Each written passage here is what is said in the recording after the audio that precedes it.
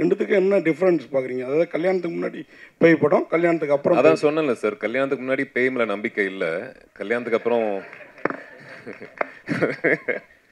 இல்லை சார், நீங்கள் நினைக்கிற மாதிரி இல்லை. ஒரு படம் ஃபர்ஸ்ட் காப்பி எடுத்து பிரிண்ட்லாம் போட்டதுக்கப்புறமே வந்து அங்கே ஒரு செகண்ட் ஹாஃபில் வந்து கொஞ்சம் லேகாக இருக்குது அப்படின்னு ஒரு விஷயம் சொல்லுவாங்க. நான் எப்பவுமே சொல்லுவேன், லேக் அப்படின்றது வந்து லென்த்தில் கிடையாது ஒரு பாயிண்டில். அப்படி லேக் இருந்துச்சுன்னா வந்து அது கதையிலே பிரச்சனை இருக்குது அப்படின்னு நான் ஒரு விஷயம் சொல்லுவேன். ஸோ கதையில் லேக் இருந்தால் தான் வந்து படத்தோட லென்த்து வந்து கண்டிப்பாக வந்து லேக்னு சொல்ல முடியும். ஒரு 10 நிமிஷம் தூக்கனால வந்து ஒரு படம் வந்து உடனே நல்ல படம் ஆயிடாது ஒரு பாயிண்டில். சில படங்கள் இருக்குது, எடிட்டரோட இதில் எல்லாமே கரெக்டாக டேலண்டாக டிஸ்பாஸ் சொல்கிறதுன்னு ஒரு பாயிண்டில் இருக்குது. பட் பொதுவாக லென்த்து கம்மி பண்ணாவே படம் வந்து கரெக்டாக சூப்பராகிடும் இல்லை. ஸோ சட்டியில் இருந்தால் தான் அகப்பையில் வரும் அப்படின்னு சொல்லுவாங்க ஒரு பாயிண்டில். ஸோ பேஸே வந்து ஒரு சோல் வந்து படத்தில் இருக்கணும் ஒரு பாயிண்டில். அதேமாரி அந்த சின்ன ஒரு லேக், ஒரு நிமிஷம், அதாவது படம் 1.5 மணி நேரத்துலேயும் வந்து ஸ்லோவாக சொல்ல முடியும், 3 மணி நேரத்துலேயும் ஃபாஸ்ட்டாக சொல்ல முடியும். ஸோ கதை வந்து ஃபஸ்ட்டு வந்து டிபெண்ட் பண்ணியிருக்கணும். அது கரெக்டாக அதுக்கு எடுத்துடவும் கூடாது, அது கரெக்டாக சூப்பராக கொண்டு வரதில்ல அது எடிட்டிங். அது அந்த எடிட்டர் சாபு ஒரு பாயிண்ட்டு. அவங்க சுந்தர் சி சார் காஞ்சனா மாதிரி படம்லாம் வந்து பேயை ரொம்ப காமெடி ஆக்கிட்டாங்க. இப்போ வந்து பேயை வந்து ரசிப்பாங்களா? இந்த மாதிரி கதை எப்படி இருக்கு? இந்த கதை எப்படி? ஒரே பாயிண்ட் தான் சார், எந்த மாதிரி படங்கள் கொடுத்தாலும் சரி, அதாவது பேய் படத்துலேயே ஒரு ஜானர் இருக்குது. அதாவது நீங்கள் சொன்ன மாதிரி வந்து ஹாரர் காமெடி இருக்குது, பயமுறுத்துகிற ஹாரர் இருக்குது, அதுக்கப்புறம் வந்து ஒரு சோல்ஃபுல்லாக வந்து ஒரு கதையை வந்து எமோஷனலாக சொல்கிற சில ஹாரர் படங்களும் இருக்குது ஒரு பாயிண்டில்.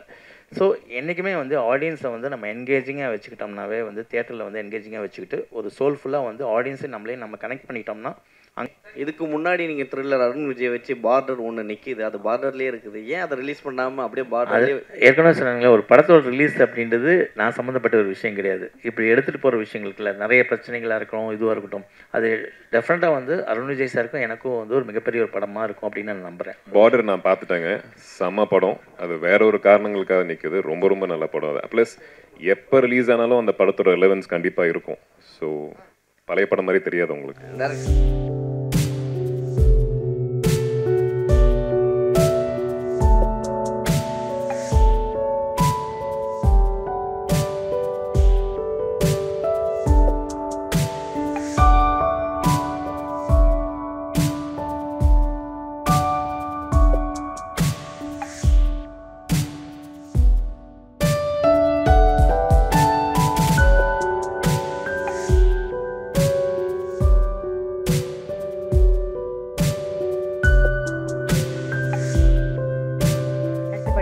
இயக்குனர் அறிவழகன் அவர்கள் ஆக்சுவலி இந்த படத்துடைய அந்த மேக்கிங் வீடியோ போடுறப்போ I was able to see one thing. அதாவது வெறும் ஸ்கிரிப்ட் நரேஷன், ரைட்டிங், நரேஷன், அதுக்கப்புறம் அது டிரெக்ஷன் பார்ட், எக்ஸிக்யூஷன் மட்டும் இல்லாமல் ஐ திங்க் எவ்ரி ஒர்க்கில் அவருடைய இன்புட்ஸ் இருந்துகிட்டே இருக்குது. நடிச்சு காட்டுறாரு, கீழே விழுந்து எப்படி அதை பர்ஃபார்ம் பண்ணும் அப்படின்றதுலேருந்து. ஸோ வாட் எவர் அவருக்கு மைண்டில் என்ன விஷுவலாக இருக்கோ அதை வெளில கொண்டு வர்றதுக்கு I think is put in a lot of work. And அதே மாதிரி அவருடைய படங்களுடைய வரிசை எடுத்துக்கிட்டாலும் சரி, ஈரமில் தொடங்கி ஒவ்வொரு படத்துலையுமே அது ஒரு யூனிக் டச், யூனிக் ஃப்ளேவர் இருந்துகிட்டே இருக்குது. we can find out this is a magic by him அப்படின்னு சொல்லிட்டு. ஸோ லுக்கிங் ஃபார்வர்ட் இந்த சப்தமிலையும் அப்படி உங்களுடைய மேஜிக்கல் டச் இருக்கும் அப்படின்ட்டு. ஸோ ப்ளீஸ் இந்த கதையை எப்படி கன்சீவ் பண்ணீங்க? சத்தமில் ஒரு ஹாரர், அதுவும் நம்ம தமிழ் ஆடியன்ஸ்க்கு சம்திங் நியூ, எப்படி வந்து கன்சீவ் பண்ணுங்க, எப்படி ஒர்க் அவுட் பண்ணுங்க, அதனுடைய அனுபவங்கள் ஒரு வார்த்தைகளில் ஷேர் பண்ணுங்க. அது be nice. Please over to you sir. வந்திருக்கும் அனைவருக்கும் நன்றி, வணக்கம்.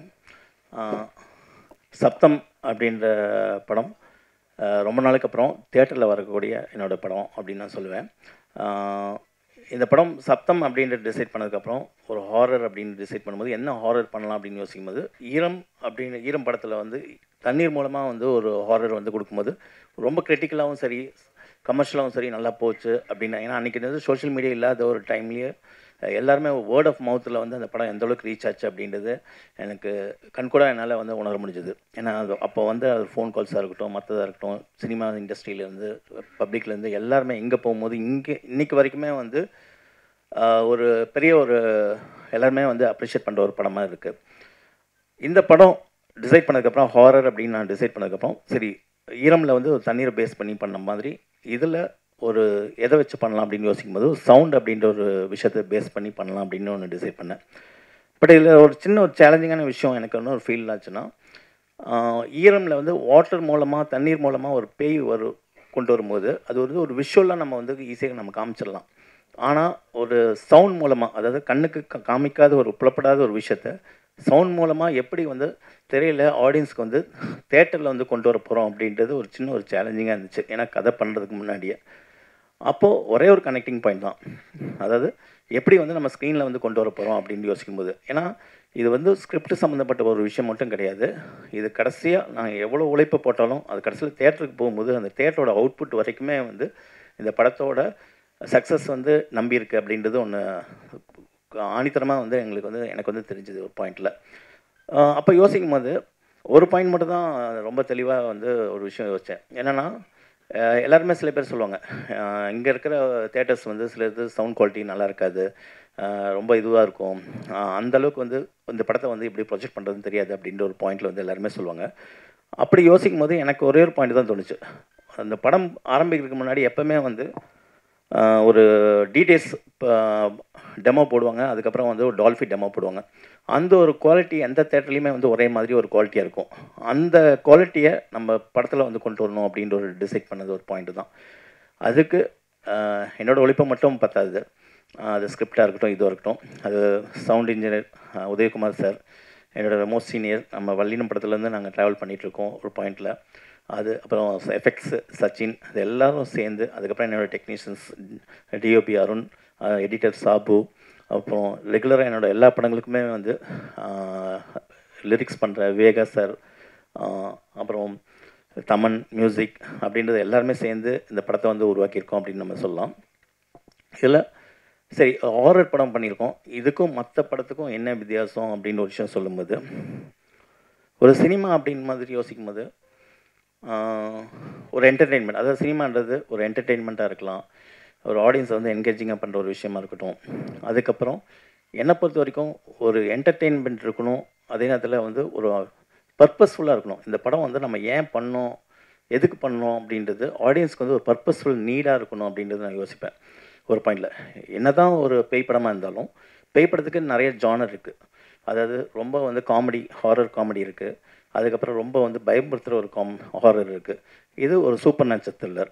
ஈரம் எப்படி அவங்கள ஒரு எமோஷனாக, ஒரு ஸ்டோரியாக, ஒரு ஹாண்டிங் மூமெண்ட்டாக படத்தை கேரி பண்ணி எடுத்துகிட்டு போச்சோ, அதே ஃப்ளேவரில் இன்னொரு சைட், அதாவது ஈரம் வேறு சப்தம் வேறு, ஆனால் அதே ஃப்ளேவர் வந்து உங்களுக்கு வந்து ஒரு எமோஷனாக இருக்கட்டும், ஒரு ஸ்டோரியாக ட்ரைவ் பண்ணி கண்டென்ட் ஓரியன்டாக வந்து ட்ரைவ் பண்ணிட்டு எடுத்துகிட்டு போகிற விஷயமா இருக்கட்டும், ஒரு ஹாண்டிங்கான எல்லா விஷயங்களும் கரெக்டாக அதோட சரி அளவாக எடுத்துகிட்டு போகிற ஒரு படமாக கொடுத்துருக்கணும்னு நான் நம்புகிறேன் ஒரு பாயிண்டில். மெயின் அப்படின்னு பார்த்தீங்கன்னா என்னோடய டெக்னீஷியன்ஸை பற்றி நான் சொல்ல வரணும். டிஓபி அவர் சொன்ன மாதிரி மகாமணி படம் பார்த்ததுக்கப்புறம் ரொம்ப நாள் என் கூட வந்து ட்ராவல் பண்ணிவிட்டு கேட்டுட்டு சொல்லிட்டு இருந்தார். அப்போ மகாமணி படம் பார்த்ததுக்கப்புறம் எனக்கு ரொம்ப பிடிச்சிருந்துச்சு. அப்போ நான் சில விஷயங்கள் வந்து இந்த லைட்டிங்லாம் நல்லா பண்ணியிருக்கீங்க அப்படின்னு பர்டிகுலராக வந்து ப்ரிசைஸ் பண்ணி சொன்னதுக்கப்புறம், எப்போவுமே ஒரு படத்துக்கு வந்து நான் டோன் ஃபிக்ஸ் பண்ணிடுவேன். அது ஈரமாக இருக்கட்டும், வல்லினமாக இருக்கட்டும், எல்லா படங்களும் வந்து ஒரு டோன் ஃபிக்ஸ் பண்ணிடுவேன். இந்த படம் டோன் ஃபிக்ஸ் பண்ணும்போது எனக்கு கொஞ்சம் ஒரு சின்ன ஒரு ஆஸ்லேஷன் இருந்துச்சு. ஏன்னா ஈரம் ப்ளூ டோனு, இதுவும் ஒரு ஹாரர் படம், ஒரு ப்ளூ டோன் கொடுக்க போகிறோம், பட் எந்த விதத்தில் வந்து ஒரு சின்ன டிஃப்ரென்ஸ் கொடுக்கணும் அப்படின்னு யோசிக்கும் போது, அப்போது டிஓபி அருண்கிட்ட இருந்து பேசும்போது, அப்போ கொஞ்சம் வார்ம் ஆட் பண்ணிக்கலாம் சார் அப்படின்ற ஒரு பாயிண்டில் வந்து சொன்னப்பில், அது கேட்டோன்னே வந்து எனக்கு வந்து கரெக்டாக பட்டுச்சு. ஏன்னா ஒரு சின்ன ஒரு கோல்ட் டோன், ஒரு ப்ளூ ஆஸ் வெல் அஸ் வந்து ஒரு வார்ம் டோன் இருந்துச்சுன்னா கண்டிப்பாக வந்து ஒரு சின்ன ஒரு வேரியேஷன்ஸ் வந்து நம்மளுக்கு வந்து ஈரம் படத்துலேருந்து டிஃப்ரென்ஸ் கிடைக்கும் அப்படின்றது எனக்கு தோணுச்சு ஒரு பாயிண்டில். அந்த விதத்தில் நிறைய இன்புட்ஸ், ஒரு டைரக்டரோட விஷன் ஆஸ் வெல் அஸ் வந்து இந்த ஸ்கிரிப்டுக்கு வந்து அவங்களோட விஷன் ஆஸ் இன்புட்ஸ் எப்போவுமே வந்து ஒரு படத்தில் நான் எதிர்பார்ப்பேன். அது எல்லாமே சேர்ந்து அமைஞ்ச ஒரு படமாகவும் இது அமைஞ்சிருக்கு. தேங்க்ஸ் அருண். அதுக்கப்புறம் எடிட்டர் சாபு, என் கூட அவர் சொன்ன மாதிரி என்னோடய ஈரம் ட்ரெயிலர்லேருந்து ட்ராவல் பண்ணுற ஒருத்தர். எப்போவுமே ஒரு எடிட்டிங்கில் வந்து நான் யோசிப்பேன், ஒரு director cut as well as வந்து ஒரு இன்விசிபிள் கட் அப்படின்றது ரெண்டு விஷயம் வச்சுப்பேன். ஒரு டைரக்டர் கட் அப்படின்றது நம்ம கரெக்டாக பார்த்துட்டு இந்த ஷாட் இவ்வளோ லென்த்தாக வேணும், இவ்வளோ தான் வேணும் அப்படின்றது டிசைட் பண்ணி கரெக்டாக ப்ரிசைஸ்டாக ஒரு டைரக்டர் ஆஸ் வெல் அஸ் ஒரு எடிட்டர் சேர்ந்து டிசைட் பண்ணுற ஒரு விஷயம். சில இடத்துல ஒரு மொமெண்ட்டில் வந்துட்டு நம்மளுக்கு மைண்டுக்குள்ளே விஷுவல் இருக்கும், அதை வந்து கரெக்டாக நம்ம வந்து டிஃபைன் பண்ணி, அதாவது மைண்டுக்குள்ளே இருக்கும், அதை வந்து விஷுவல் பண்ண தெரியாது, சொல்ல முடியும், ஆனால் அது கரெக்டாக ப்ராப்பராக ஒரு இன்விசிபிள் கட்டாக எடிட்டர்னால் மட்டுமே முடிகிற சில விஷயங்கள் அப்படின்னு ஒன்று இருக்குது டைரக்டரை தாண்டி. அந்த விஷயங்கள் நான் வந்து சாப்பிட்டு சொல்வேன், சாப்பிட்டு இந்த இடத்துல எனக்கு இந்த ஒரு ஃபீல் வேணும், சம்திங் வந்து ஒரு கிளிச்சஸாக வரும் அப்படின்னு ஒரு விஷயம் எனக்கு தெரியும் சாப்போட அவுட்புட் எப்படி வெளில வரும் அப்படின்றது. அந்த விஷயம் பண்ணும்போது அது கரெக்டாக அந்த மேஜிக்கும் அந்தந்த டைமில் வந்து எந்தெந்த இடத்துல வந்து வேணும் அப்படின்றது கரெக்டாக வந்து இன்புட் கொடுத்துருப்பாரு. சபு தேங்க்ஸ் அலாட். ஏன்னா ஒரு எடிட்டிங் எப்போவுமே வந்து ஒரு படம் பார்த்து ஒரு ஃபர்ஸ்ட் கட் பார்க்கும்போது அந்த இடத்துல கொஞ்சம் லேகாக இருக்குது அப்படின்னு இப்போ சொல்லுவாங்க. ஒரு படம் ஃபர்ஸ்ட் காப்பி எடுத்து பிரிண்ட்லாம் போட்டதுக்கப்புறமே வந்து அங்கே ஒரு செகண்ட் ஹாஃபில் வந்து கொஞ்சம் லேகாக இருக்குது அப்படின்னு ஒரு விஷயம் சொல்லுவாங்க. நான் எப்பவுமே சொல்லுவேன் லேக் அப்படின்றது வந்து லென்த்தில் கிடையாது ஒரு பாயிண்டில். அப்படி லேக் இருந்துச்சுன்னா வந்து அது கதையிலே பிரச்சனை இருக்குது அப்படின்னு நான் ஒரு விஷயம் சொல்லுவேன். ஸோ கதையில் லேக் இருந்தால் தான் வந்து படத்தோட லென்த்து வந்து கண்டிப்பாக வந்து லேக்னு சொல்ல முடியும். ஒரு 10 நிமிஷம் தூக்கனால வந்து ஒரு படம் வந்து உடனே நல்ல படம் ஆயிடாது ஒரு பாயிண்டில். சில படங்கள் இருக்குது எடிட்டரோட இதில் எல்லாமே கரெக்டாக டேலண்டாக டிஸ்பாக சொல்கிறதுன்னு ஒரு பாயிண்டில் இருக்குது. பட் பொதுவாக லென்த்து கம்மி பண்ணாவே படம் வந்து கரெக்டாக சூப்பராகிடும் இல்லை. ஸோ சட்டியில் இருந்தால் தான் அகப்பையில் வரும் அப்படின்னு சொல்லுவாங்க ஒரு பாயிண்டில். ஸோ பேஸே வந்து ஒரு சோல் வந்து படத்தில் இருக்கணும் ஒரு பாயிண்டில். அதேமாரி அந்த சின்ன ஒரு லேக் ஒரு நிமிஷம், அதாவது படம் 1.5 மணி நேரத்துலேயும் வந்து ஸ்லோவாக சொல்ல முடியும், 3 மணி நேரத்துலேயும் ஃபாஸ்ட்டாக சொல்ல முடியும். ஸோ கதை வந்து ஃபஸ்ட்டு வந்து டிபெண்ட் பண்ணியிருக்கணும். அது கரெக்டாக அதுக்கு எடுத்துடவும் கூடாது, அது கரெக்டாக சூப்பராக கொண்டு வரதில்ல அது எடிட்டிங். அது அந்த எடிட்டர் சாபு ஒரு பாயிண்ட்டு. நெக்ஸ்ட் என்னோடய லிரிக் ரைட்டர் இருக்கட்டும் வேகா என்னோடய எல்லா படங்களையும் ட்ராவல் பண்ணியிருக்காரு. எங்களுக்குள்ள ஒரு கெமிஸ்ட்ரி ஒர்க் அவுட் ஆகிட்டே இருக்குது. அது இந்த படத்துலையும் வந்து கண்டிப்பாக வந்து தொடர்ந்துருக்கு அப்படின்னு நான் சொல்லுவேன்.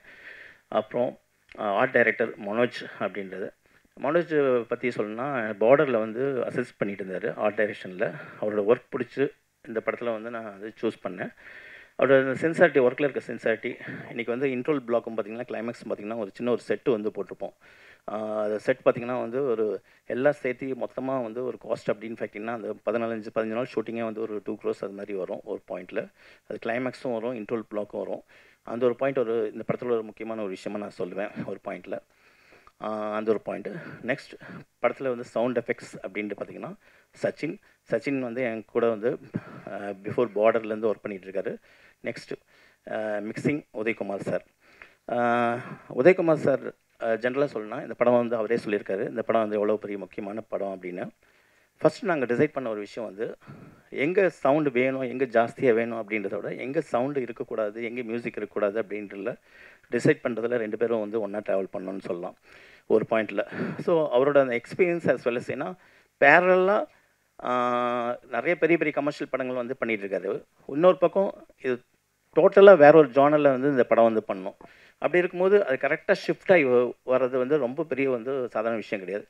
அந்த ஷிஃப்டிங் ப்ராசஸ் வந்து எனக்கு வந்து அவர்கிட்ட வந்து ரொம்ப பிடிச்சது ஒரு பாயிண்டில். ஸோ இந்த படத்துக்கு இப்படி தான் பண்ணோம், உங்கள் படத்துக்கு இப்படி தான் பண்ணோம் சார் அறிவு அப்படின்றது உரிமையாக வந்து ஒரு விஷயத்தை வந்து சொல்கிறதா இருக்கட்டும், நம்ம பாயிண்ட் எடுக்கிறதா இருக்கட்டும், அவரோட பாயிண்ட்டை வந்து ஈஸியாக அக்செப்டபிள் பண்ணுற ஒரு விஷயமா இருக்கட்டும், அந்த ஒரு ட்ராவலில் ஜேர்னியில் தான் வந்து இந்த படம் வந்து முடிச்சோன்னு நம்ம சொல்லலாம். நெக்ஸ்ட் அப்படின்னு பார்த்தீங்கன்னா ப்ரொடியூசர் ஷவன்ஜி Siva, distributor as well as ஒரு 200 படத்தில் வந்து ஒர்க் பண்ணியிருக்காரு. இந்த படம் ஒரு குற்றம் 2 சக்ஸஸ் எப்படின்னா ஒரு கமர்ஷியல் சக்ஸஸ் வந்து எந்த அளவுக்கு வந்து வேற ஒரு பக்கம் வந்து ஒரு அப்ரிஷியேஷன் கிடைக்கும் அப்படின்றது எனக்கு தெரிஞ்சது. நிறைய டிஸ்ட்ரிபியூட்டர்ஸ், நிறைய தியேட்டர் ஓனர்ஸ் வந்து கால் பண்ணி பேசினாங்க. அப்படி ஒருத்தர் மூலமாக எனக்கு கிடைச்சது தான் ஷவன்ஜி சிவா. ரொம்ப நாள் வந்து அந்த படம் பண்ணணும் அப்படின்னு யோசிச்சுட்டு இருந்தார். இப்போ ஒரு ரைட் டைமில் வந்துட்டு ஆதி சாருக்கும் எனக்கும் ரெகுலர் ஒரு காண்டாக்டில் வந்துட்டு அவர் திருப்பி வந்தார். இந்த படம் பண்ணோம். எப்போயுமே ப்ரொடியூசர் வந்து சொல்லுவாங்க இது வேணாம் சார், எதுக்கு சார் இவ்வளோ செலவு பண்ணுறீங்க அப்படின்ட்டுலாம் சொல்லுவாங்க. இந்த படம் வந்து அவரோட ப்ரொடக்ஷனில் நான் ஒரு ஃபர்ஸ்ட் காப்பியே பண்ணியிருக்கேன். அப்போ வந்து இந்த இதில் வேணாம் சார்னு சொல்லுவாங்க ஒரு பாயிண்டில். ஆனால் அவர் தான் ஒரு பாயிண்ட் வந்து இந்த படம் வந்து ரொம்ப பெருசாக பண்ணுங்கள், நல்லா பண்ணுங்கள் அப்படின்ற ஒரு பாயிண்டில் இன்னும் ஒரு எக்ஸ்ட்ரா இந்த படத்தை வந்து பெருசாக்கிறதுக்கான ஒரு பெரிய ஒரு உந்துதல் அப்படின்றது சொன்னால் ப்ரொடியூசர் நான் ஷவன்ஜி சிவா தான் சொல்வேன். அவருக்கு வந்து என்னோடய தேங்க்ஸ் சொல்வேன். ஏன்னா இந்த ஒரு படத்தை வந்து இவ்வளோ தூரம் நினச்சபடி எடுக்கிறது அப்படின்ற ஒரு விஷயம் வந்து இந்த படத்தில் வந்து எனக்கு இன்னொன்று வந்து நல்லா கை கொடுத்துருக்குன்னு நான் சொல்லுவேன் ஒரு பாயிண்டில். அந்த விதத்தில் நான் ப்ரொடியூசர் ஷவன்ஜி சிவா அவருக்கும் நான் தேங்க்ஸ் சொல்லிக்கிறேன். நெக்ஸ்ட் அப்படின்னு பார்த்தீங்கன்னா தமன் பாய்ஸ்லேருந்து எனக்கு வந்து ரொம்ப பழக்கமான, ரொம்ப ட்ராவல் பண்ணுறோம். 2 பேரும் வந்து வாடா போட அளவுக்கு வந்து ஒரு ஃப்ரெண்ட்ஸு. தைரியமாக வந்து என்னால் வந்து சண்டை போட முடியும் ஒரு பாயிண்டில். அந்த சண்டை வந்து மியூசிக்கில் இருக்காது. சீக்கிரம் மியூசிக் வேணும் குடுன்னு அப்படின்னு. அது எல்லா மியூசிக் டேரக்டரில் இருக்கிற பிரச்சனை தான். ஒரு மியூசிக் டேரக்டருக்கும் ஒரு டைரக்டருக்கும் இருக்கிற ஒரு பிரச்சனை.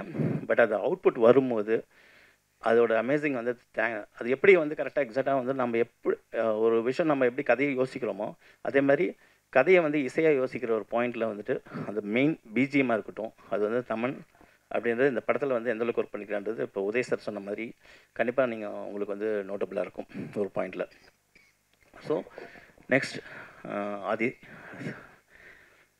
ஒவ்வொரு வாட்டியும் எல்லோரும் இன்டர்வியூஸ் வந்து இப்போ எடுத்தப்போ ரிவ்யூஸ் எல்லோரும் எடுத்தப்போ வந்து எல்லோரும் சொன்னாங்க 15 இயர்ஸ் கழிச்சு இந்த படம் பண்ணுறீங்க அப்படின்ற மாதிரி ஈரம்க்கு அப்புறம் அப்படின்னு. அப்போ தான் தெரியும் வந்து ஒரு 15 இயர்ஸ் ஆச்சா அப்படின்ற ஒரு பாயிண்ட். ஏன்னா எங்களுக்குள்ள அந்த ரேப் ஓவர் வந்து நடுவில் அடிக்கடி நாங்கள் மீட் பண்ணிவிட்டு பேசும்போது அப்போ வந்து என்ன படம் பண்ணலாம் அப்படின்னு சொல்லும்போது நிறைய விஷயங்கள் ஆக்ஷன் சப்ஜெக்ட் எல்லாமே பேசுவோம். அந்த ட்ராவல் போயிட்டே இருக்கும் ஒரு பாயிண்டில். கரெக்டாக வந்து ப்ராஜெக்ட் வந்து கரெக்டாக செட் ஆகாமல் போயிட்டுருக்கோம். அப்போது ஒரு ஹாரர் படம் எடுக்கலாம்னு சொல்லும்போது அப்போ தான் டிசைட் பண்ணது இந்த சப்தம் அப்படின்றது. சப்தம் டிசைட் பண்ணதுக்கப்புறம் அதுக்கான டைம் வந்து கரெக்டாக இப்போ தான் எங்களுக்கு வந்து அமைஞ்சிருக்கு. எப்போயுமே ஒரு டைரக்டருக்கு பார்த்திங்கன்னா ரொம்ப கம்ஃபர்டபுள் அப்படின்றது வந்து எப்போயுமே அது தேவை. கம்ஃபர்டபுள் நான் என்ன சொல்கிறேன்னா நம்ம நினச்ச விஷன் வந்து நம்ம நினச்ச கதையை நம்பி ஒருத்தர் உள்ளே வரணும் அப்படின்றது. ஸோ எனக்கு சில டிலே காலதாமதம் அப்படின்றது நான் படத்துக்கு போகிற உழைப்பு கிடையாது. அது 100% அந்த உழைப்பு கிடையாது. என்னோடய ஸ்கிரிப்டிங் ப்ராசஸ் அப்படின்னு பார்த்திங்கன்னா வந்து ஒரு 6 மாதமோ 8 மாதமோ ஷூட்டிங் வந்து பார்த்திங்கன்னா எல்லா படங்களும் 4 படங்களும் பார்த்திங்கன்னா வந்து 45 நாள்லேருந்து 55 நாள் இதுதான் ஷூட்டிங். என் தமிழ் ராக்கர்ஸ் அதாவது 5.5 மணி நேரம் படம் தமிழ் ராக்கர்ஸ் வெப் சீரிஸ் அதுவே வந்து 53 நாளில் முடிச்ச ஒரு விஷயந்தான். சினிமா உங்களுக்கு எப்படின்னு தெரியும், ஒரு விஷயத்தை பிடிச்சிட்டாங்கன்னா அதை வந்து கரெக்டாக வந்து அது மேலே வந்து ஸ்டாம்ப் பண்ணிகிட்டே இருப்பாங்க. பட் எனக்கான ஒரு ப்ரொடியூசர் எனக்கான ஒரு விஷயம் வந்து தேடி வராங்க அப்படின்னு ஒரு பாயிண்ட் இல்லை. நம்ம விஷயத்தை வந்து நம்ம சரியாக பண்ணுறோம். ஒரு படத்தை எடுத்தோம்னா 45 நாளில் முடிக்கிறோம் அப்படின்ற ஒரு பாயிண்டில் அதுக்கு ஒரு உண்மையாக இருந்து நம்ம பண்ணிகிட்ருக்கோம் அப்படின்றத அதுதான் இந்த வருஷம் நம்ம ட்ராவல் பண்ணிகிட்ருக்கு. நம்ம ஒரு உழைப்பு உண்மையாக போட்டுட்ருக்கோம். அதுக்கான ட்ராவல் வந்துட்டுருக்கு அப்படின்றத நோக்கி தான் நான் போயிட்டுருக்கேன். மற்றபடி படங்கள் டிலே அப்படின்றது அதுவாக எடுத்துக்கிற ஒரு டைம் பேசிஸ் அப்படின்றத எடுத்துக்கிறேன். ஏன்னா ஒரு படத்தோட லேட் அப்படின்றது அதாவது என்னோடய படங்கள் இல்லை, வேறு எந்த படமெல்லாம் எடுத்துக்கலாம். ஒரு ஆர்டிஸ்டோட கால் சீட்டாக இருக்கட்டும், ஃபண்டிங்காக இருக்கட்டும், இதுமாதிரி நிறைய விஷயங்கள் இருக்குது. ஸோ அதில் ஒரு பாயிண்ட்டாக வந்து ஒவ்வொரு படங்களும் வந்து அப்புறம் ஒரு கதை சொல்லி அதை வந்து அண்டர்ஸ்டாண்ட் பண்ணி புரிஞ்சு அதுக்கு ஒரு ப்ரொடியூசர் கரெக்டாக ப்ராப்பராக அடித்து அந்த ப்ராசஸ் அப்படின்றது ஒவ்வொரு டேரக்டருக்கும் ஒரு லென்த் எடுத்துக்கும் ஒரு பாயிண்டில். ஸோ இதெல்லாம் சேர்த்து பார்க்கும்போது அந்த படம் வெளில வரும்போது அதுக்கான ஒரு டைம் எடுத்து ஒரு டிலே மாதிரி ஒரு விஷயமாக தோணுது. அதுதான் தவிர ஒரு குவாலிட்டிக்கும் ஒரு டைம் டேக்கிங்க்கும் வந்து ஒரு குவாலிட்டியான கண்டென்ட் கொடுக்கணும்னா வந்து கண்டிப்பாக டைம் எடுத்து தான் பண்ணணும் அப்படின்ற ஒரு விஷயமே கிடையாது. அதில் எனக்கு வந்து உடன்பாடே கிடையாது. எந்த ஒரு விஷயத்தையும் கரெக்டாக நம்ம தெளிவாக போனோம்னா அது கரெக்டாக ப்ராப்பராக வந்து சக்ஸஸ்ஃபுல்லாக கொடுக்கலாம், அது ஒரு குவாலிட்டியான கண்டென்ட்டை கொடுக்கலாம் அப்படின்றது தான் ஒரு பாயிண்ட்டு. பட் இந்த படம் எனக்கான ஒரு அதிகான ஒரு ஏற்கனவே பண்ண படங்கள்லேருந்து இன்னொரு வந்து அதிகமான ஒரு அதிக செலவு அதிக பிரம்மாண்டத்தை நோக்கி ஒரு விஷயத்தை வந்து பண்ணதான் நான் ஒரு ஃபீல் பண்ணுறேன். நெக்ஸ்ட் அப்படின்னு பார்த்திங்கன்னா சரி இந்த படத்தில் ஓவரால் ஒரு பாயிண்ட்டை வந்து நம்ம வந்து கதையாக நம்ம சொல்லியிருக்கோம். ஒரு ஹாரர் படம் மட்டும் இல்லாமல் இந்த ஹாரர் படத்தில் கொஞ்சம் சயின்டிஃபிக்காக இன்ஃபர்மேஷனாக ஒரு எமோஷ்னலாகவும் சேர்ந்து ஒரு ப்ளே பண்ண ஒரு படமாக தான் இது ஒரு வரியில் நான் சொல்லணும்னு பார்க்குறேன். அதுக்கு மீறி இந்த படத்தில் வந்து என்ன விஷயம் நான் சொல்லியிருக்கேன்னா நான் கஷ்டப்பட்டு பண்ணேன் அப்படின்னு நான் வந்து சொல்லவே மாட்டேன் என்றைக்குமே. ஏன்னா லைஃப்பில் வந்து எந்த ஒரு தொழிலாக இருந்தாலும் எல்லாமே வந்து பார்த்திங்கன்னா கஷ்டப்பட்டு தான் நம்ம வந்து செய்கிறோம் ஒரு பாயிண்டில். ஸோ அதை வந்து நம்ம விரும்பி செய்கிறனால தான் வந்து ஒரு பாயிண்ட்டாக நம்ம யோசிக்கிறோம். ஸோ கஷ்டப்படுறது வந்து நம்மளை மீறி சில விஷயங்கள் வந்து நம்மளை எதிர்பாராத சில விஷயங்கள் நடக்கும்போது அப்போ வந்து நம்ம கஷ்டப்படுறோம். பட் எல்லாமே வந்து நம்ம விரும்பின ஒரு பொருளுக்காக தான் நம்ம போகும்போது அதுக்கு வந்து அது ஒரு கஷ்டமே கிடையாது ஒரு பாயிண்டில். ஏன்னா எண்ட் ஆஃப் த டே எல்லாருமே இந்த ஒரு நாள் நாளைக்கு ரிலீஸ் ஆகிற ஒரு நாளுக்காக தான் வந்து அந்த பயணத்தையும் அந்த ஜேர்னியை வந்து ட்ராவல் பண்ணிகிட்ருக்கோம். ஸோ அதை நோக்கியே வந்து நம்ம வந்து கவலைப்படாமல் அந்த ஜேர்னியை வந்து எப்போயுமே வந்து ஒரு ஹாப்பினஸ் ஒரு சந்தோஷம் அப்படின்றது வந்து டெஸ்டினேஷனில் கிடையாது, அது வந்து நம்மளோட பயணத்தில் தான் இருக்குது. ஸோ ஒரு டிஸ்கஷன் ஒரு கதையை பேசுகிறதா இருக்கட்டும், ஒரு இதுவாக இருக்கட்டும், ஒரு கதையை பேசுறது, ஒரு ஷூட்டிங் போகிறது, அதுக்கப்புறம் ஒரு போஸ்ட் ப்ரொடக்ஷனில் இருக்குது, இது எல்லாமே லைஃப்பில் வந்து எனக்கு வந்து சந்தோஷமான விஷயங்கள் தான் ஒரு பாயிண்டில். அதாவது இப்போ என்னோடய தொழிலை பொறுத்த வரைக்கும். ஸோ அதை நோக்கி தான் இந்த ட்ராவல் வந்து நம்மளை வந்து இன்னும் நவுத்திட்டுருக்கு அப்படின்றத நான் யோசிப்பேன் அந்த பாயிண்டில். எண்ட் ஆஃப் த டே ஒரு வரியில் ஒரு சின்ன ஒரு இன்சிடென்ட் மட்டும் நான் சொல்கிறேன். அப்போது நான் வந்து ஒரு 600 அது மாதிரி படிச்சுட்டு இருக்கும்போது அப்போ ஒரு எக்ஸாமினேஷன் வந்து ஒரு எக்ஸாமில் வந்து ஒரு கேள்வி பதில் கேட்டாங்க. அப்போ எப்போவுமே வந்து பார்த்திங்கன்னா ஒரு 7 கேள்வி கொடுத்துட்டு இதில் ஏதோ ஒரு 5 கேள்வி மட்டும் நம்ம ஆன்சர் பண்ணி பதில் சொல்லுவாங்க ஒரு பாயிண்டில். அப்போ வந்து நம்ம பதில் சொல்லிடுவோம் ஒரு பாயிண்டில். எனக்கு அந்த எக்ஸாம் வந்து ரொம்ப டஃப்பான எக்ஸாம் இருந்துச்சு, ஜியாகிரஃபி எக்ஸாமு. அப்போது 5 கேள்வி விட பாஸ் ஆகுமா ஃபெயில் ஆகுமா, அப்போ வந்து 40 மார்க்ஸ் தான் வந்து பாஸ் ஆகாமல் ஃபெயில் ஆகுமா அப்படின்ற ஒரு பாயிண்ட்லேயே வந்து ஒரு டவுட்ஃபுல்லியே இருந்தேன். ஒரு பயம் வந்துருச்சு. சரி என்னமோ எழுதி வைப்போம் அப்படின்னு அவசர அவசரமாக தெரிஞ்ச கொஸ்டின்ஸ் மட்டும் எழுதிட்டு வந்துட்டேன்.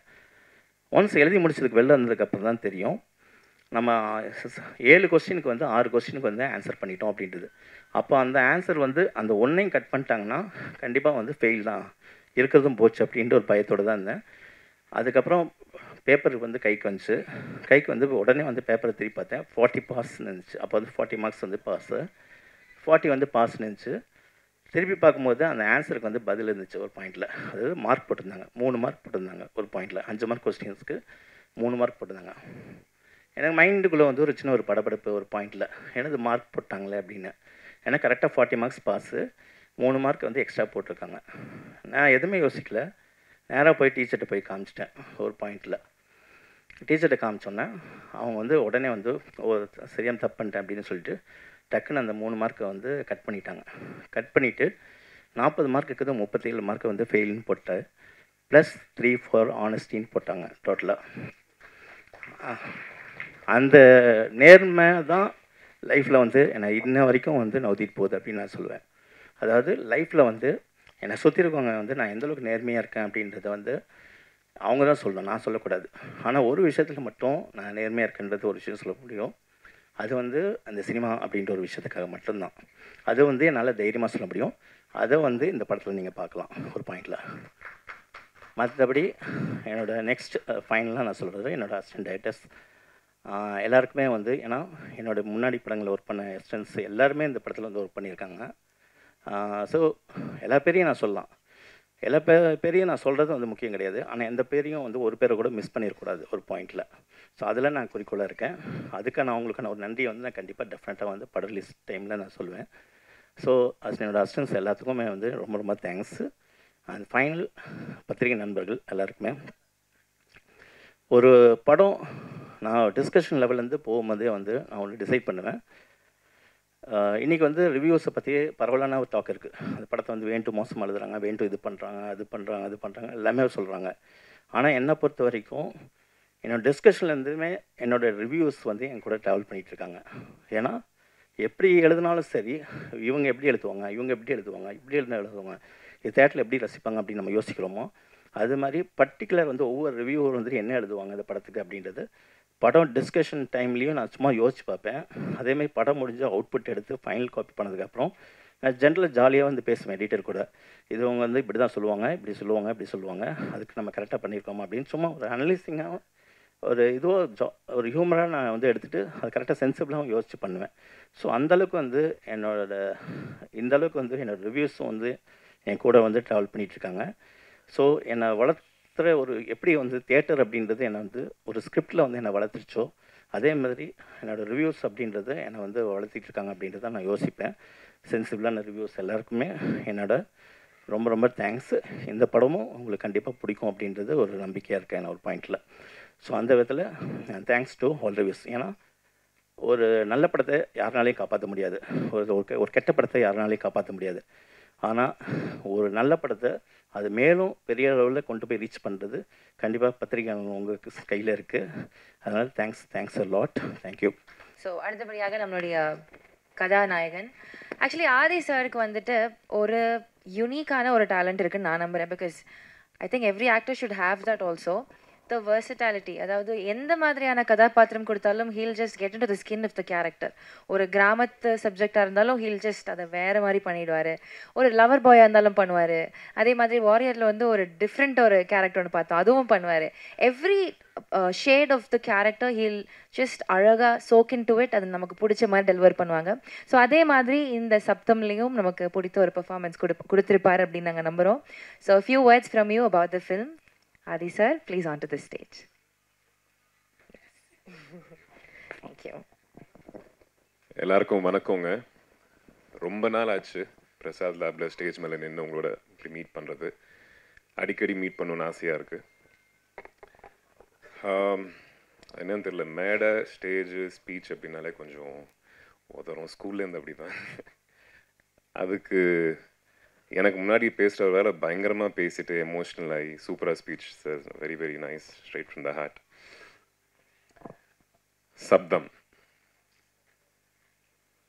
இது ஃப்ரெண்ட்ஸ் கிட்ட ஷேர் பண்ணிக்கும் போது இந்த மாதிரி சப்தம்னு ஒரு ஹாரர் படம் பண்ணுறேன் அப்படின்னு சொல்லும்போது அவங்களோட பெர்ஸ்பெக்டிவில் வந்துட்டு ஏன் மச்சான் எதுக்கு ஹாரர், எதுக்கு பண்ணக்கூடாது, இல்லை ஹாரர்னாவே வந்துட்டு ஒரு ஒரு டக்குன்னு கொஞ்சம் கம்மியாக பார்க்குற ஒரு கண்ணோட்டம் உண்டு இல்லை, ஸோ அந்த மாதிரி எதுக்கு சூஸ் பண்ணுற அப்படின்னும் போது அப்போ ஈரமும் ஹாரர் தானே அப்படின்னா, இல்லை ஈரம் செம்ம படம் அது ஹாரர் தானே. ஸோ அறிவழகன் சாரோட படம் வந்துட்டு அது ஹாரராக இருந்தாலும் த்ரில்லராக இருந்தாலும் ஆக்ஷன் த்ரில்லராக இருந்தாலும் லவ் த்ரில்லராக இருந்தாலும் எனிதிங் கண்டென்ட் கண்டிப்பாக இருக்கும். அது டெக்னீஷியன்ஸ் எல்லாருக்குமே தெரியும், ப்ளஸ் ஆக்டர்ஸ் எல்லாருக்குமே தெரியும். கதையில் ஒரு ஆனஸ்டி இருக்கும், ஸ்க்ரீன் பிளேயில் ஒரு இன்ட்ரெஸ்டிங் ஃபேக்டர்ஸ் நிறைய வச்சுருப்பார். I think every aspect of film making வந்துட்டு சூப்பர் ஃபைனாக இருக்கும். ஸோ எந்த ஜானர்ன்றது முக்கியம் இல்லை, அந்த படத்தை எவ்வளோ ஆனஸ்டியோட எடுக்கிறோன்றது தான் முக்கியம். So I told them, friends கிட்ட சொல்லியிருந்தேன் இந்த மாதிரி படம் கண்டிப்பாக எனக்கு திருப்பியும் வருமா இல்லையான்னு தெரியல. டெக்னிக்கல் ஸ்டாண்டர்ட்ஸாக இருக்கட்டும் எல்லாமே ரொம்ப ரொம்ப நல்லாயிருக்கும். That's why I'm gonna be part of that film அப்படின்ட்டு. ஸோ என்னோடய கேரக்டர் வந்துட்டு பேரநார்மல் இன்வெஸ்டிகேட்டர். ஸோ நிறைய பேருக்கு அது தெரிஞ்சிருக்காது. இந்தியாவிலேயே வந்துட்டு லைசன்ஸ்டு பேரநார்மல் இன்வெஸ்டிகேட்டர்ஸ் இருக்காங்க. சயின்டிஃபிக் முறையில் அவங்க வந்து ஸ்பிரிட்ஸோட கம்யூனிகேட் பண்ணுவாங்க. அதுக்கு ஒரு ப்ரொசீஜர் ப்ராசஸ் ஒன்று வச்சுருப்பாங்க. அது சார் வந்து ஸ்கிரிப்டிங் ஃபேஸ்லேயே ரிசர்ச் பண்ணி எனக்கு எல்லாமே எக்ஸ்பிளைன் பண்ணப்போ அதை பற்றி வீடியோஸ் பார்க்க ஆரம்பித்தேன். எனக்கு பேய்னா நம்பிக்கையும் இல்லை, பயம் லைட்டாக இருக்குது. இருட்டில் அப்படியே நடந்து போகும்போது லைட்டாக பயம் இருக்கும், எல்லாருக்குமே இருக்கும், இல்லைன்னு சொன்னால் தப்பு, போய் இருக்கும், பட் நம்பிக்கை இல்லை. பட் இந்த படத்தை பற்றி ரிசர்ச் பண்ணி அவர் அமிச்ச அந்த வீடியோஸ், அவர் அமிச்ச அந்த எப்படி அந்த கம்யூனிகேட் பண்ணுற ஒரு விதம் எப்படின்னு சொல்லிட்டு அதை பார்க்கும்போது எனக்குள்ள ஒரு நம்பிக்கை உருவாச்சு. அதாவது கண்டிப்பாக 100% நம்புறேன்னா இல்லை, பட் நாளைக்கு பின்ன யாராவது 100% இந்த ரிசர்ச் பண்ணி இந்த மாதிரி பேய்கள் இருக்குது, ஸ்பிரிட்ஸ் இருக்குது, எனர்ஜி இருக்குது அப்படின்னு சொல்லும்போது I won't be surprised. So I think கண்ணுக்கு தெரியாத கடவுள் மேலே நம்ம அவ்வளோ நம்பிக்கை வச்சு எனக்கு இது நடக்கணும், இந்த படம் சூப்பர் ஹிட் ஆகணும் அப்படிலாம் வேண்டிக்கிறோம்ல, அந்த மாதிரி கண்ணுக்கு தெரியாத விஷயங்கள் நிறைய இருந்திருக்கலாம் அப்படின்ற ஒரு நம்பிக்கை இந்த படத்து மூலியமாக எனக்கு வந்தது. இந்த கதை, இந்த படம் ஒர்க் பண்ணுறப்ப இந்த படம் முழுக்க இந்த கேங்கோடது, அவங்களோடது மட்டும்தான். Director, cameraman, editor, art director, sound designer, Thaman, இவங்களோட படம் மட்டும்தான். நாளைக்கு படம் பார்க்கும்போது எப்படியும் நீங்கள் பார்க்க போகிறீங்க. ஹாலிவுட் படம் மாறி இருக்கு அப்படின்னு சொல்லுவோம்ல, நம்ம ஊரில் அதோட பெட்டர் ஸ்டாண்டர்ட் கொடுக்க முடியும்னு சொல்லிட்டு இவங்க ப்ரூவ் பண்ணியிருக்காங்க. I think whole credit goes to them. And படம் பார்த்ததுக்கப்புறம் நிறைய பேசலாம் சக்ஸஸ் மீட்டில். Thank you. Thank you so much sir. So yes sir please stay back. நமக்கு வந்து ஒரு சின்ன கொஸ்டின் ஆன்சர் செஷன் இருக்குது. Director sir will also join with us. இன்னொரு விஷயம், ஸ்டண்ட் கோரியோகிராஃபர் ஷாம் பண்ணியிருக்காரு. அவரும் இந்த படத்தில் வந்து ஒரு இன்டர் பிளாக்காக இருக்கட்டும், கிளைமேக்ஸ் பிளாக்காக இருக்கட்டும், அப்புறம் சேஸ் அப்படின்றத ரொம்ப அருமையாக பண்ணியிருக்காரு. ஒரு ஷார்ட் டியூரேஷனில் அவருக்கு என்னோட தேங்க்ஸ் சொல்லிக்கிறேன். Yes thank you sir. So just to set the mood, நான் வந்து 2 கேள்வி மட்டும் கேட்டுக்கிற ப்ரிவிலேஜ் எடுத்துக்கிறேன். அதுக்கப்புறம் நீங்கள் கண்டிப்பாக கேள்வி கேட்கலாம். At least 1 I will start with. Okay இல்லையா? கேட்கலாம்ல? ஒரு கேள்வி கேட்டுக்கிறேன். ஓகே. ஸோ சார், ஈரம் படத்தில் வந்து இல்லை கேட்கலாம்ல? எஸ். ஸோ ஈரம் படத்தில் வந்து நிறைய ரிசர்ச் இருந்திருக்கும் நீங்கள் பண்ணுறப்ப, பிகாஸ் அது எங்களுக்கு ரொம்ப புதிய கதை. இன்ஃபேக்ட் உங்களுக்குமே ஒர்க் பண்ணுற புதுசாக இருந்திருக்கும். ஸோ சப்தம் அப்படின்னு ஒரு சவுண்ட் ஹாரரில் ஒர்க் பண்ணுறப்போ என்ன மாதிரியான ரிசர்ச் ஒர்க் இதுக்குள்ளே இருக்குது சார்? இது என்னோடய ஹாரர் அப்படின்னு பார்க்கும்போது ஒரு ரியலிஸ்டம் பேஸ் தான் பண்ணுவேன். ரொம்ப வந்து நம்ப முடியாத சில விஷயங்கள் அங்கே பார்த்து நம்ப முடியாத சில விஷயங்கள் அப்படின்றது எடுத்துகிட்டு போகிறது கிடையாது. அது ஒரு ஹாரர் அப்படின்றது ஒரு ஃபேண்டஸியாக இருந்தாலும், ஒரு பேய் படம் அப்படின்றது ஃபேண்டஸியாக இருந்தாலும், ஒரு நம்பக்கூடிய சில விஷயங்களை வச்சு தான் ஒரு கதையை ட்ரைவ் பண்ணிட்டு எடுத்துகிட்டு போகணுன்னு நினைப்பேன். அப்படி எனக்கு யோசிக்கும் போது எல்லாருமே படங்கள் வந்து எனக்கு புக்ஸும் டாக்குமெண்ட்ரிஸ் அப்படின்றது தான் வந்து எனக்கு ரொம்ப வந்து அதிகமாக யூஸ் ஆச்சுன்னு நான் சொல்வேன். அது உண்மைக்கு அருகாமையில் இருந்து எடுத்துகிட்டு போகிற ஒரு விஷயத்த. ஸோ அப்படி தான் இந்த படத்தில் வந்து நான் ரிசர்ச் பண்ணேன் அப்படின்றத நான் சொல்லுவேன். ஸோ இதுக்கு பின்னாடி ஒரு உண்மை சம்பவம் இருக்கா? இல்லை, உண்மையிலே பல விஷயங்கள் சேர்ந்த ஃபேக்ட்ஸ் இருக்குல்ல, உண்மை எலிமெண்ட்ஸ் இருக்குல்ல, உண்மை எலிமெண்ட்ஸ் எல்லாம் சேர்த்து ஒரு கதையாக பண்ணது தான் இது ஒரு பாயிண்டில். Thank you sir. சார் அறிவுடன் சார், பேய் பிசாசுனாலே இங்கே பொதுவாக நிசப்தமான ஏரியாவில் தான் அதிகம் சுழண்டு அடிக்கும். நீங்கள் சப்தான் பேர் வச்சுருக்கீங்களே, தமன் இருக்கிறதுனால வச்சுட்டீங்களோ? இல்லை இல்லை, தமன் அப்படின்றது ஒரு மியூசிக்கான விஷயம். சப்தம் அப்படின்போது ஏன்னா ஒரு இடி இடிக்குதுன்னு வைங்க, நமக்கு ஒரு பயம் வருது இல்லை. திடீர்னு வந்து யாராவது நீங்கள் தனி ரூமில் இருக்கும்போது நம்மளுக்கு ஒரு கதவு படாதுன்னு எதுவுமே இல்லாமல் ஒரு சாத்தும் போது ஒரு சின்ன ஒரு பயம் இருக்குல்ல, அந்த ஒரு பயம்தான் இந்த படத்தில் வந்து ஒரு சத்தத்தை வச்சு நான் பண்ணியிருக்கேன் ஒரு பாயிண்டில். ஹீரோ சார், ஆதி சார், சார் நீங்கள் ஒரு அழகான ஹீரோயின் வந்து நிக்கி கல்யாணி கல்யாணம் பண்ணீங்க. கல்ராணி சார். நிக்கி கல்ராணி. கல்ராணி. ஓகே. இந்த படத்தோட பேக்ரவுண்டில் எங்கேயுமே ஹீரோயின் இல்லை. நீங்கள் பேசும்போதும் சரி, டைரக்டர் பேசும்போதும் ஹீரோயின் படத்தில் 3 பேர் இருக்காங்கன்னு நினைக்கிறேன். யாரை பற்றியும் பேசல. ஏன், என்னாச்சு ஹீரோயின்? உங்களை ஹீரோயின் யாரோ புறக்கணிக்காங்களா? இது அதுக்கான படம் கிடையாது சார். ஹீரோக்கே ரெக்கையை போட்டாங்க பாருங்க. இது அந்த ஹீரோ ஹீரோயின் அப்படிப்பட்ட படமாக இருந்தால் கண்டிப்பாக பண்ணியிருப்பாரு. இந்த கான்செப்டை கன்வே பண்ணணும்னு ஒரு போஸ்டர் டிசைன் சார். அடுத்த படத்தில் கண்டிப்பாக ஹீரோயினோட மெயினாக என்னென்னா, இப்போ வந்து ஃபார் எக்ஸாம்பிள் சிம்ரன் லைலா அப்படின்றது வந்து ஒரு அப்போ வந்து எவ்வளோ பெரிய முன்னணி நடிகைகள் இன்றைக்கி வரைக்கும் ஒரு மதிப்பு மரியாதை அவங்கள்ட்ட இருக்குது அப்படின்றது உங்களுக்கு நல்லாவே தெரியும் ஒரு பாயிண்டில். ஸோ இந்த கதைக்குள்ளே வர்றாங்க அப்படின்னா அவ்வளோ சீக்கிரம் ஈஸியாக வந்துட மாட்டாங்க ஒரு பாயிண்டில். அதாவது இந்த கதைகள் வந்து ஓகே பண்ணி வர்றது அப்படின்றது. ஸோ எத்தனை காட்சிகள் அப்படின்றத விட என்ன மாதிரியான கேரக்டர், எந்த மாதிரியான ஒரு ஆழம் இந்த டெப்த்துக்குள்ளே வந்து அந்த கதைக்குள்ளே இருக்குது அப்படின்றனால தான் உள்ளே வருவாங்க.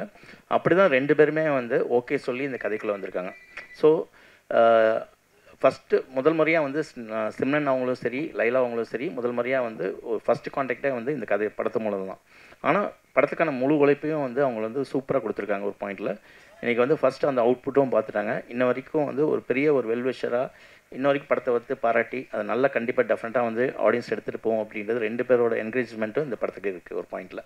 ஸோ கரெக்டான டைமில் நாங்கள் எல்லாருமே வந்து மீட் பண்ணுவோம் ஒரு பாயிண்டில். அதான் சார். ஆதி சார், சார் கல்யாணத்துக்கு முன்னாடி ஈரம்ங்கிற பேய் படத்தில் நடிச்சிங்க, கல்யாணத்துக்கு அப்புறம் சப்தம் பேய் படத்தில் நடிச்சிருக்கீங்க.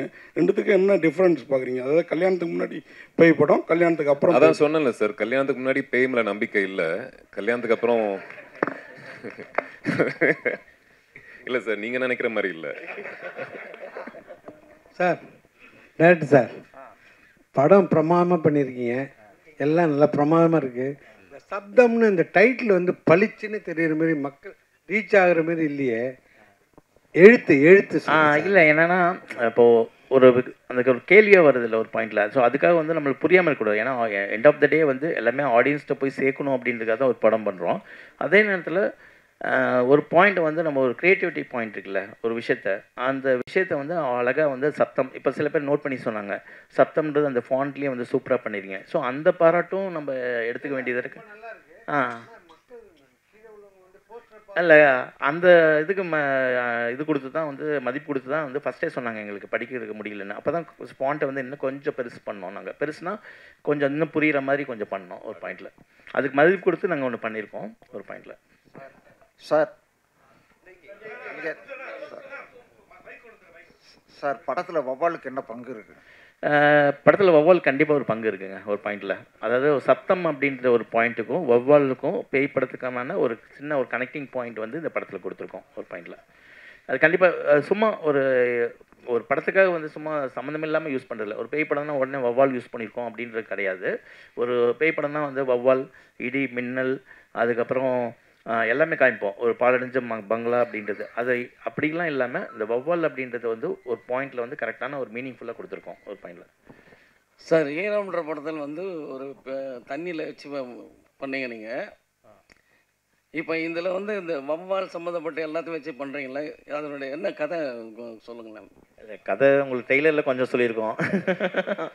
இப்போ நீங்கள் பேய் கதை, இந்த கதையை வந்து செலக்ட் பண்ணி எடுக்க காரணம் செலக்ட் பண்ண காரணம் தான். எப்படின்னா வந்து எல்லா டேரக்டருக்கும் வந்து ஒரு சின்ன ஒரு அடையாளத்தை வச்சுட்டே போவோம்.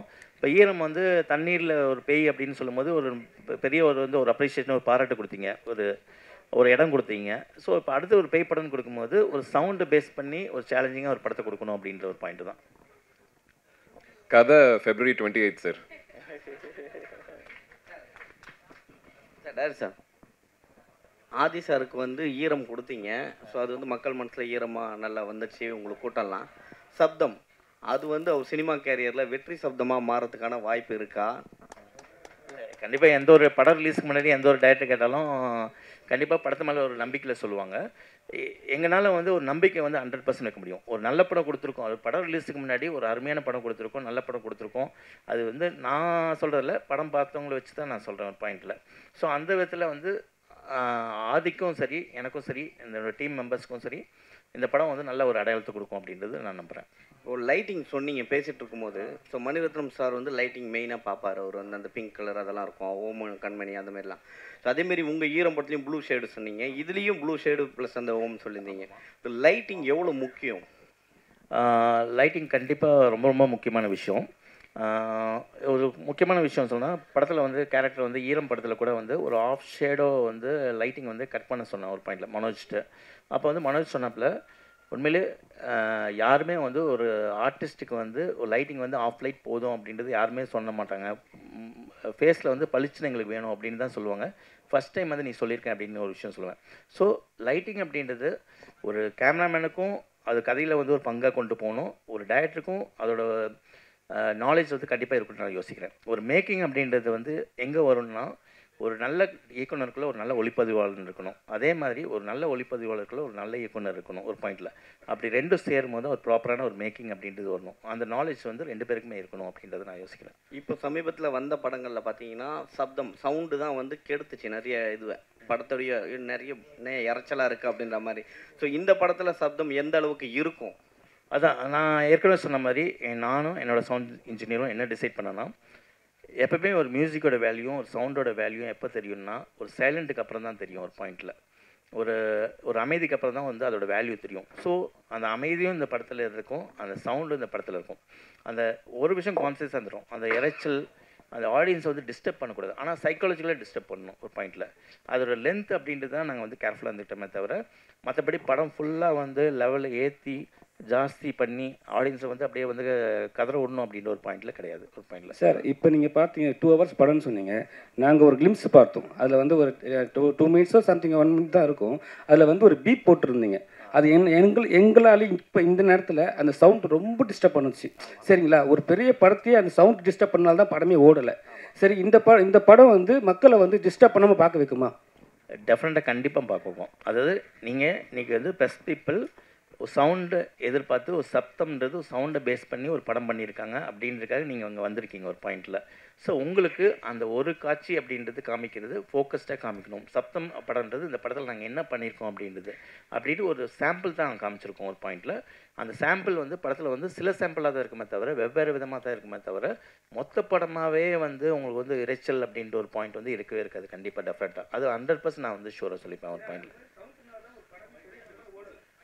அது இல்லை என்னென்னா, ஒவ்வொன்றுமே வந்து அது கதையோட தன்மை தான் ஒரு பாயிண்டில். அது எல்லாம் சேரும் போது தான் வந்து உங்களுக்கு வந்து அது சவுண்டு வந்து முதன்மையான தன்மையாக அப்படின்னு மாறிடுச்சு. ஆனால் ஒரு படம் வந்து தோல்வி அடையதோ வெற்றி அடையதோ சவுண்டில் கிடையாது ஒரு பாயிண்டில். ஏன்னா அது உண்மையிலே பேஸ்லேயே வந்து ஃபண்டமெண்டலாகவே வந்து சில விஷயங்கள் வந்து தப்பாக இருந்திருக்கும் அப்படின்ற ஒரு பாயிண்டில் யோசிக்கிறேன். அந்த ஃபண்டமெண்டல் பேஸ்லேயே வந்து ஏன்னா ஒரு டெக்னீஷியன்ஸ் வந்து எந்த அளவுக்கு உழைப்பு போட்டிருந்தாலும் ஒரு கதை ஒரு படம் வந்து பேஸ்லேயே வந்து ஃபண்டமெண்டலாக தப்பாச்சுன்னா அங்கே மிஸ் ஆகும்போது எது பிரதானமாக இருக்கோ அதை வந்து ஆட்டோமேட்டிக்காக இதாகிடுவாங்க ஒரு விஷயம் சொல்லுவாங்க. அதுதான் பாயிண்ட். சார் அறிவுலங்க சார், யூஸ்வலாகவே ஹாரர் படம் அப்படின்னாலே ஒரு யூஸ்வல் டெம்ப்ளேட் ஒன்று இருக்கும், அதை வந்து பிரேக் பண்ணி தான் நீங்கள் ஈரம் படத்தில் காமிச்சிருப்பீங்க. இதில் அது மாதிரி இருக்கும், அதை தாண்டி இதை ரிவெஞ்ச் வழக்கமான அந்த பழிவாங்கிற ரிவெஞ்சாகவே இருக்குமா இல்லை அதாவது ரிவெஞ்ச் அப்படின்றது சொல்கிறத விட ஒரு கோபம் அப்படின்னு ஒன்று இருக்கும். அதாவது வந்து ஒரு கோபம்ன்றது அது வில்லனுக்கு மட்டும் வராது, ஒரு ஹீரோக்கும் கோபம் இருக்கும், ஒரு படத்தில் இருக்க ஒரு வில்லனுக்கும் கோபம் இருக்கும் அப்படின்ற ஒரு பாயிண்டில். ஸோ கோபத்தை தான் பிரதானமாக எடுத்துக்கிட்டேன் தவிர இந்த பழிவாங்கல் கதை அப்படின்ற ஒரு பாயிண்டில் நான் எடுத்துகிட்டு போகல. மோரோவர் இந்த படம் சயின்டிஃபிக்கான படம், அவ்வளோதான் ஒரு பாயிண்டில். சார் ஆர்ஆர் ஃபிலிம்னாவே உங்களுக்கு வந்து எனக்கு ஆதி சார் ஞாபகம் வருமா? இல்லை அப்படி கிடையாது ஒரு விஷயம். எங்களோட ட்ராவல் வந்து நிறைய ஆக்ஷன் படம் ஸ்கிரிப்டும் பேசியிருக்கோம், ஹாரர் படம் பேசியிருக்கோம். சரி இப்போ வந்து இந்த படத்தில் நான் பேய் இல்லை, paranormal investigator. Sir director sir இங்கே சார் இங்கே அண்ணா சார் டைரக்டர் சார் இது சப்தத்துக்கு கீழே வந்து ஈரம் பார்ட் 2ன்னு ஏன் போடாமல் இருக்கீங்க? இது ஈரம் படத்தோட 2 தான் அப்படின்ட்டு இண்டஸ்ட்ரி ஃபுல்லாக பேசுகிறாங்க.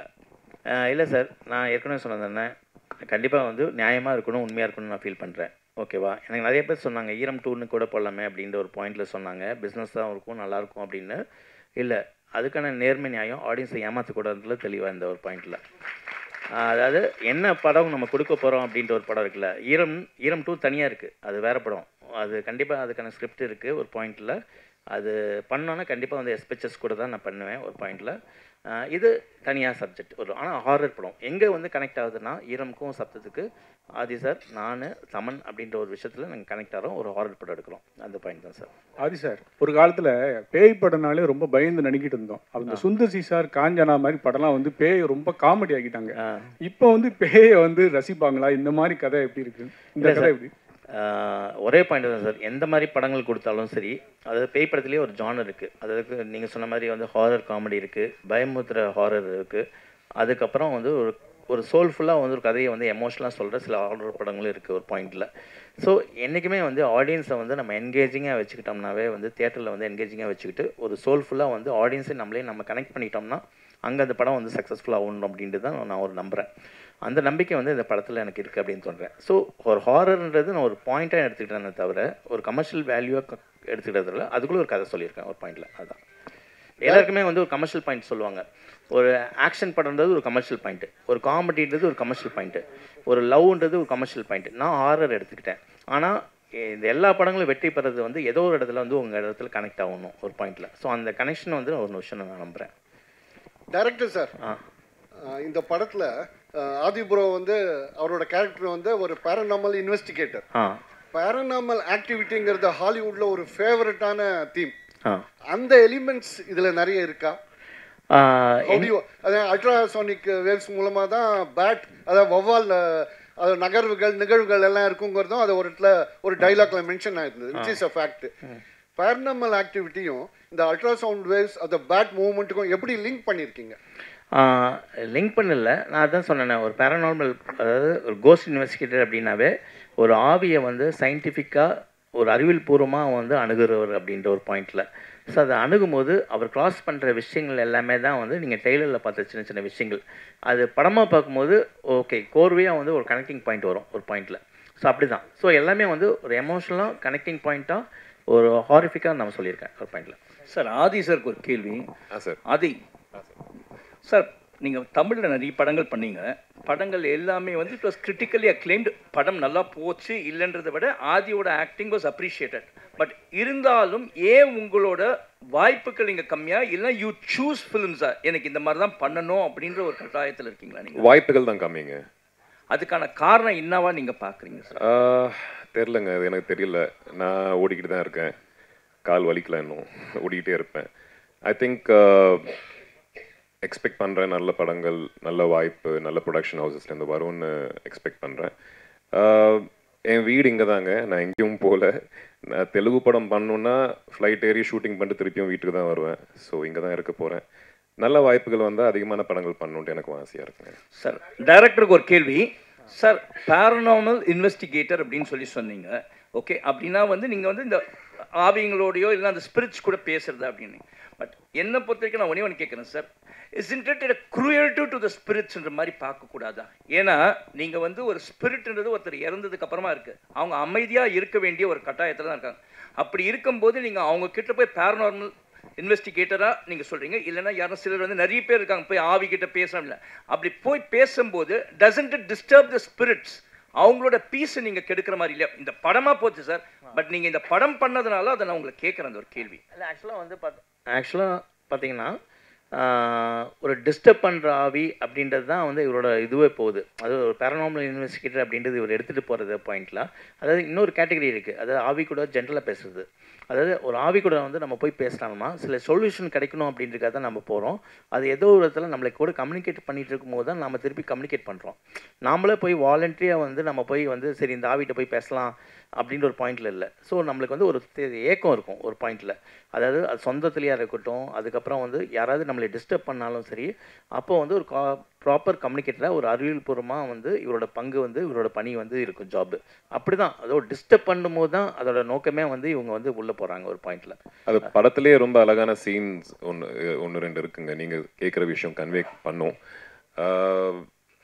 அதாவது சார் சொன்ன மாதிரி அந்த சில ஆவிகள் வந்துட்டு எனர்ஜி வந்துட்டு கம்யூனிகேட் பண்ணணுன்னு கூட ட்ரை பண்ணும். அது அவங்களுக்கு எப்படி கம்யூனிகேட் பண்ணணும்னு தெரியாது. So maybe he can be a bridge to communicate. இல்லை, பாசிட்டிவாக கூட யோசிக்கலாம் அது. தேங்க்யூ. இல்லையாங்க, நான் நிறைய புதுமுகங்களோட தான் பண்ணியிருந்தேன். அரவிந்த் சாரோட ஃபர்ஸ்ட் படம் இல்லை, இது ஆக்சுவலாக நான் சொல்லணும்னா ஒரு பாயிண்டில் வந்து நான் ஒரு ஆஃபீஸ் போயிருக்கேன். அப்போ வந்து நான் 2-3 இன்டர்வியூவில் கூட சொல்லியிருக்கேன். என்னென்னா அவரை பொறுத்த வரைக்கும் நான் ஆஃபீஸ் பண்ணேன்னா ஒரு போர்டு வச்சுருப்பார் ஒரு பாயிண்டில். அந்த போர்டில் வந்து ரைட்டப்ஸ் இருக்கும். என்னென்னா 9 o'clock அப்படின்னு பார்த்தீங்கன்னா வந்து இந்த இவர்கிட்ட கதை கேட்கணும். அவர் யாருன்னா வந்து இந்த டயட்டோட அசோசியேட்டாக இருப்பார். அதுக்கப்புறம் வந்து 2 மணிக்கு பார்த்தீங்கன்னா இந்த ஒரு கதை இருப்பார். அது வந்து இந்த டயட்டோட அசோசியேட் அப்படின்னு இருப்பார். ஸோ இந்த விஷயங்கள் வந்து நானே யோசிப்பேன், இவ்வளோ கதை கேட்டுட்ருக்காரு அப்படின்ற ஒரு மாதிரி வந்து அவர்கிட்ட கேட்பேன் நான் ஒரு பாயிண்டில். ஸோ அது வந்து அவர் இன்ட்ரெஸ்டிங்காக வந்து அந்த கதையை கேட்டு அதில் வந்து சூஸ் பண்ணணும் அப்படின்ற ஒரு பாயிண்டில் இருக்கார். ஸோ என்னை பொறுத்த வரைக்கும் நான் பார்த்த விஷயங்கள் அதுதான். ஆமாம், கிளாப் ஃபர்ஸ்ட் டைம் டைரக்டர், அப்புறம் மரகத நாணயம் first time director, partner first time director. எனக்கு 2வது படமாக ஈரம் இருந்தது, சாரோட first film. So directors first டைமாக செகண்ட் டைமாக அதை தாண்டி ஆனஸ்டி இன் ஃபிலிம் மேக்கர் ரொம்ப ரொம்ப முக்கியங்க. அதுதான் பார்ப்பேன் நான். Arivu and Adi, fantastic trailer. We're all looking forward to watching the film. உங்களுடைய ட்ரெய்லர்ல இருந்து and from what you've just said, the theme of the film வந்து looks universal. இது ஒரு பர்டிகுலர் ரீஜனை பொறுத்தோ இல்லை ஒரு பர்டிகுலர் ஏரியாக்காக ஸ்பெசிஃபிக்காக க்ரியேட் பண்ணப்பட்ட கதையை மாதிரி தெரியல, யூனிவர்சலாக அப்ளை பண்ணப்படுற ஒரு தீமாக தான் தெரியுது. So how many languages is this film being made into? தெலுங்குல ஏன் எடுத்துட்டு போகல? ஏன் why are you not taking it into South Indian languages, other languages? We are-ங்க. You are, okay. Tamil, Telugu, Kannada, Hindi. Right down. We are promotions கூட இப்போ இன்னைக்கு முடிச்சுட்டு நாளைக்கு ஹைதராபாத். மெயினாக வந்து எல்லாருமே வந்து சார் சொன்ன மாதிரி தமிழ், தெலுங்கு, ஹிந்தி தான் ஜென்ரலாக இருக்கும். அப்போது கன்னடா வரைக்கும் நாங்கள் பேரலாக எடுத்துகிட்டு போகிறோம் ஒரு பாயிண்டில். ஸோ தெலுங்கு அண்ட் கன்னடா வந்து என் சினிமாஸ் வந்து ரிலீஸ் பண்ணுறாங்க. ஹிந்தி வந்து சாஜித் குரேஷியை வந்து அவர் வந்து ரிலீஸ் பண்ணுறாரு. ஸோ ரெவன்ஸா ஃபிலிம்ஸில் T3 கம்பெனியில் வந்து அவங்க ரிலீஸ் பண்ணுறாங்க. தெலுங்குலையும் நல்ல டிஸ்ட்ரிபியூட்டர்ஸ் மைத்ரி அவங்க அசோசியேட்டாக இருக்காங்க. So we are having a big release in all the other languages alsoங்க. Direct sir, Sabdham okay. இதுக்கு முன்னாடி நீங்கள் த்ரில்லர் அருண் விஜய் வச்சு பார்டர் ஒன்று நிற்கிது, அது பார்டர்லேயே இருக்குது. ஏன் அதை ரிலீஸ் பண்ணாமல் அப்படியே பார்டர்லேயே? ஏற்கனவே சொன்னாங்களே, ஒரு படத்தோட ரிலீஸ் அப்படின்றது நான் சம்மந்தப்பட்ட ஒரு விஷயம் கிடையாது. இப்படி எடுத்துகிட்டு போகிற விஷயங்களுக்குள்ள நிறைய பிரச்சனைகளாக இருக்கணும், இதுவாக இருக்கட்டும், அது டெஃபினட்டாக வந்து அருண் விஜய் சாருக்கும் எனக்கும் வந்து ஒரு மிகப்பெரிய ஒரு படமாக இருக்கும் அப்படின்னு நான் நம்புகிறேன். பார்டர் நான் பார்த்துட்டேங்க, செம்ம படம். அது வேற ஒரு காரணங்களுக்காக நிற்குது. ரொம்ப ரொம்ப நல்ல படம் அது. ப்ளஸ் எப்போ ரிலீஸ் ஆனாலும் அந்த படத்தோட ரெலவன்ஸ் கண்டிப்பாக இருக்கும். ஸோ பழைய படம் மாதிரி தெரியாது உங்களுக்கு. டேரக்ட் சார், சார் இப்போ பார்த்தீங்கன்னா வவ்வால் வந்து ஆக்சுவலாக எல்லாருமே வந்து பேய்களுக்கு தான் யூஸ் பண்ணுறாங்க. வவ்வால்ன்றது ஒரு நல்ல ஒரு இது, அதோடைய குணமே வேறு.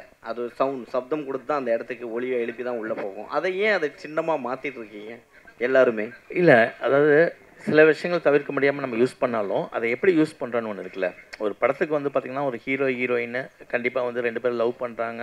ஒரு லவ் ஸ்டோரினா வந்து 2 பேர் லவ் பண்ணுவாங்க, பிரிவாங்க, சேருவாங்க அப்படின்னு ஒரு பாயிண்ட் இருக்குது. ஆனால் அதை எந்த அளவுக்கு டிஃப்ரெண்ட்டாக நம்ம எடுத்துகிட்டு போகிறதுல தான் அதோட சக்ஸஸ் இருக்குது. இப்போ அந்த வவ்வால் அப்படின்றது வந்து ஒரு பேய் படம் ஒரு சிம்பிளாக இருந்தாலும் நாம் என்ன இந்த படத்தில் வந்து யூஸ் பண்ணியிருக்கோம், எப்படி யூஸ் பண்ணியிருக்கோம் அப்படின்னு ஒன்று இருக்குல்ல, அந்த விதத்தில் இது வேறுபடும் ஒரு பாயிண்டில். Yes, thank you so much. Can we have the cast and crew on team ஒரு photography session-காக?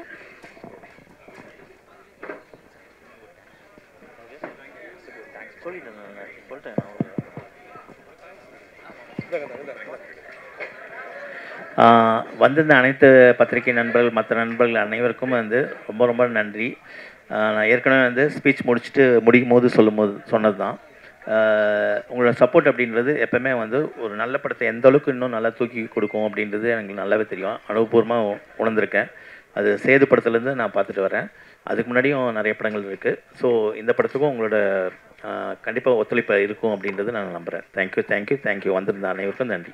ரொம்ப நன்றிங்க. தேங்க்யூ. கேன் வி ப்ளீஸ் ஒரு ஃபோட்டோக்காக? Okay, photographers, are we done?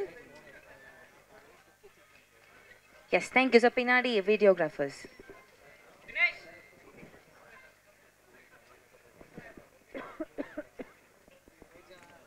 Dinesh okay? ஓகேவா? Thank you so much. So February 28 படம் தியேட்டரில் release ஆகுது, பார்த்து என்ஜாய் பண்ணுங்கள். தேங்க்யூ.